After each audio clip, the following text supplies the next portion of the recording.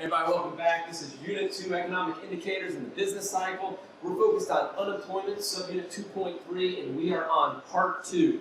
In this video, guys, we're going to be talking about the natural types of unemployment and the unnatural types of unemployment. The natural types of unemployment added together give us the natural rate of unemployment.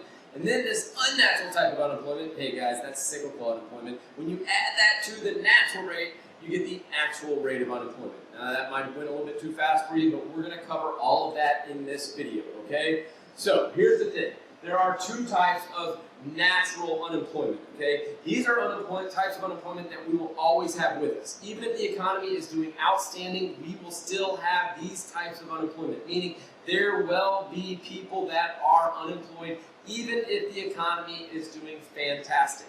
What are these types of natural unemployment? Number one is frictional, okay? It's frictional. So what I want you to think about when you hear the word frictional unemployment is I want you to think about movement, okay? It's movement from one state of being to starting to work, to getting a job. So let me put that on the board here, okay? Little box, some state of being, and then there's this time period right here, and then you get your job, all right? The friction is going from this state of being to finding a job. Why? Well, guys, we have this thing that is called search time, all right? That search time is the friction. Remember, frictional, we're thinking about movement, going from one state of being to another. There's going to be some search time involved in that, and that is the friction. Another way to think about it is this issue of matching, okay? So why does the search take time? Because we've got to match people with the right job, right? So somebody has to find a job they like, and that job's got to want them. In a way, it's a little bit like trying to find a spouse, right? You've got to find the person that you want, and that person has to want you. Same thing with the job, right? You've got to find the job you want, and that job's got to want you. So guys, this matching, of course, has time associated with it, and that is search time. And we're going to have this no matter what, guys. The economy is doing fantastic. We're going to have frictionally unemployed people. Well, let's talk a little bit more about what this state of being might be. One, it could just be somebody just graduated from high school and college and is starting to look for a job. That should make sense. Another thing it could be is, hey, I was a stay-at-home parent. Maybe my youngest child just made it to kindergarten, so now all my children are in school. I've got time to work now. So I was a stay-at-home parent. Now I'm looking for a job that fits me best. Might be like a married couple. One spouse gets transferred, and so the other spouse goes with them, and when the other spouse goes, they've got to quit their job where they were at and go find a job in this new location. That would also be it.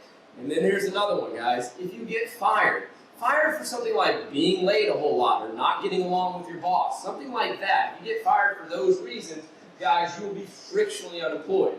Now, there is two times that you can be separated from your job that's not frictional. One, if you don't have the skills necessary, okay, like all of a sudden that your job kind of automated the thing that you were doing, that would not be frictional. Or if there was a downturn in the economy and you were laid off, that wouldn't be frictional. But pretty much any other way that you get fired or severed from your work, that would be frictional. Which gets me to one other point about frictional, guys. We're going to talk about two others. Let me go ahead and tell you what they are. Structural and cyclical.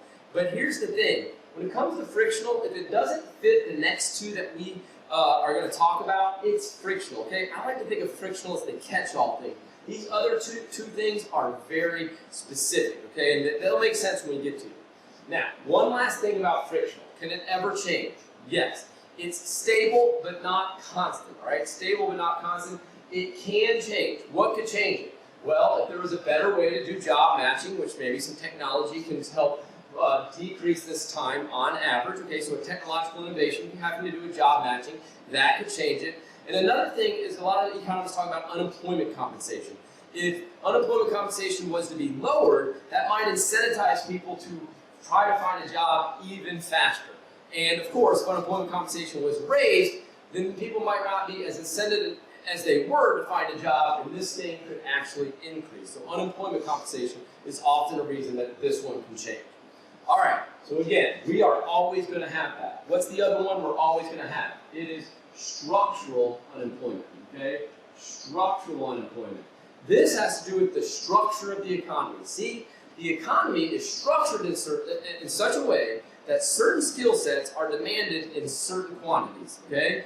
And that structure of the economy is going to change all the time, right? The structure of our economy is changing all the time. If we went back 200 years ago, what would be the skill set that was needed the most? It would have been farming. Today, what percent of our labor force is actually engaged in actual farming is somewhere around 1%, okay? It was way higher 200 years ago. Why? The structure of our economy changed. Of course, something like driverless cars could change the structure of our economy. We can see it in the grocery store with self-checkout line.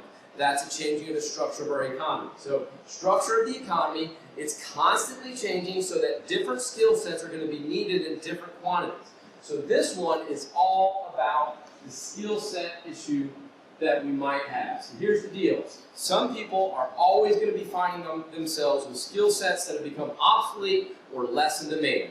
So this one we're associating with that change in demand for skill sets in our economy, okay? This is always going to be there, right? This is natural. Our structural economy, as I've already said, it's changing all the time. That is a natural thing. We don't really want that to stop, right? We do want to continue to innovate. We do want technological process, okay? It does bring a higher standard of living eventually, okay? Even though there's this transition cost of some people losing their jobs, okay? So structural unemployment, pretty straightforward. It is a skill set, a deficiency in demand for a skill set. Just to let you know, like a typical AP problem would be something like an auto worker loses their job because a robot replaces them.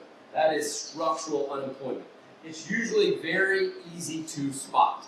So these two added together give us what we call our natural rate of unemployment.